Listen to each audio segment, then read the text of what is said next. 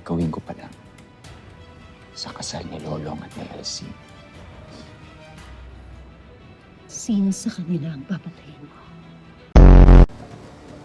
Kapag sumasamba, dapat may inaalay sa altar. So, sino sa mga mahal ni Lolong ang iaalay mo, anak? Dahil matagal mo niyang plinano.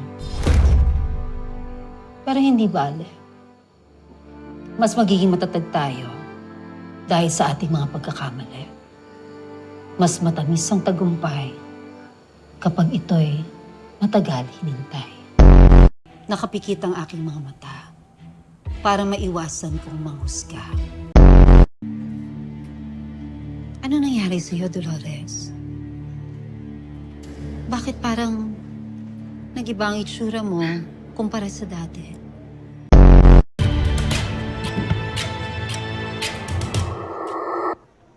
Tumahimik ka.